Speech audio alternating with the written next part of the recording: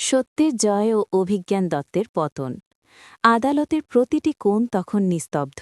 ঋতুজার পেশ করা নথিতে যখন অভিজ্ঞান দত্ত নিজের স্বাক্ষর অস্বীকার করল, তখন গ্যালারিতে বসা সাধারণ মানুষের মধ্যে গুঞ্জন শুরু হয়ে যায়। অভিজ্ঞানের মুখে তখন এক পৈশাচিক হাসি। সে ভেবেছিল সামান্য হাতের লেখার কারসাজি দিয়ে সে আইনের চোখে ধুলো দিয়ে বেরিয়ে যাবে। অভিজিৎ ভৌমিকের প্রবেশ ও অভিজ্ঞানের হুমকি। ঋতুজা দমে যাওয়ার পাত্রী নয়। সে জানত অভিজ্ঞান দত্তের মতো ধুরন্ধর অপরাধীকে ধরতে গেলে তুরুপের তাস হাতে রাখতেই হবে।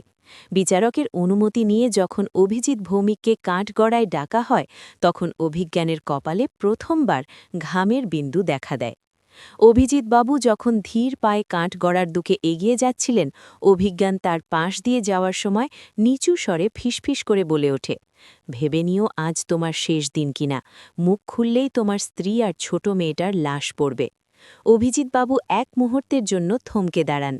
তার হাত কাঁপছিল, কিন্তু গ্যালারির একদম পিছনের সারিতে বসা কাম্পাসের দিকে তাকাতেই তিনি সাহস ফিরে পান। কাম্পাস ইশারায় আশ্বস্ত করে যে তার পরিবার এখন সুরক্ষিত। কাঠগড়ায় বিস্ফোরক সত্য। ঋতুজা তীক্ষ্ণ স্বরে প্রশ্ন শুরু করে, মিস্টার ভৌমিক, এই যে কেমিক্যাল লাইসেন্সের স্বাক্ষর নিয়ে বিতর্ক হচ্ছে, আপনি কি এই ব্যাপারে আলোকপাত করতে পারেন? অভিজিৎবাবু বুথ চিতিয়ে অভিজ্ঞানের দিকে তাকিয়ে সরাসরি বিচারককে বলেন, মাননীয় ধর্মাবতার, এই স্বাক্ষরটি অভিজ্ঞান দত্তেরই। ও যখন আমাকে একটি অন্ধকার ঘরে আটকে রেখে নতুন ফর্মুলা তৈরি করতে বাধ্য করছিল, তখন আমি নিজের চোখে ওকে এই নথিতে সই করতে দেখেছি। ও ভেবেছিল নামটা একটু পেঁচিয়ে লিখলে কেউ ধরতে পারবে না। আদালতে শোরগোল পড়ে যায়। সরকারি আইনজীবী চিৎকার করে ওঠেন, মিথ্যে কথা, আমার মক্কেলকে ফাঁসানো হচ্ছে। কিন্তু অভিজিৎ বাবু থামলেন না। তিনি আরও বলেন, শুধু তাই নয়, যে ঘরে আমাকে বন্দি করে রাখা হয়েছিল সেখানে একটি সিসিটিভি ক্যামেরা ছিল, যা অভিজ্ঞান নিজে লাগিয়েছিল আমার উপর নজর রাখতে।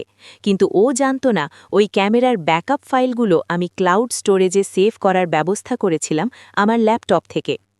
চূড়ান্ত পতন ও সাজা। ঋতুজা তৎক্ষণাৎ একটি পেনড্রাইভ পেশ করে। সেখানে পরিষ্কার দেখা যায় অভিজ্ঞান দত্ত অভিজিৎ বাবুকে শারীরিক নির্যাতন করছে এবং নথিপত্রে সই করছে। অভিজ্ঞানের সব চাতুরি তাসের ঘরের মতো ভেঙে পড়ে। তার নিজের আইনজীবীরও আর কিছু বলার থাকে না। বিচারক তার রায়ে ঘোষণা করেন, অভিজ্ঞান দত্তকে অপহরণ, জালিয়াতি এবং খুনের চেষ্টার অপরাধে দোষী সাব্যস্ত করা হল। তাকে যাবজ্জীবন দণ্ডাদেশ এবং মোটা অঙ্কের জরিমানা করা হল। অভিজিৎ ভৌমিককে রাষ্ট্রীয় সুরক্ষায় রাখার নির্দেশ দেওয়া হল। পুলিশ যখন অভিজ্ঞানের হাতে হাতকড়া পরাচ্ছিল, তখন কাম্পাস তার সামনে গিয়ে দাঁড়ায়। শান্ত গলায় সে শুধু বলে, অঙ্কটা এবার মিলেছে তো অভিজ্ঞানবাবু? ভুললে চলবে কেন? সত্যের কাম্পাস সব সময় সঠিক দিকেই নির্দেশ করে। কাম্পাস সিরিয়ালের প্রতিদিনের আপডেট সবার আগে পেতে আমাদের চ্যানেলটি সাবস্ক্রাইব করে পাশে থাকা বেল বাটনে ক্লিক করে রাখুন।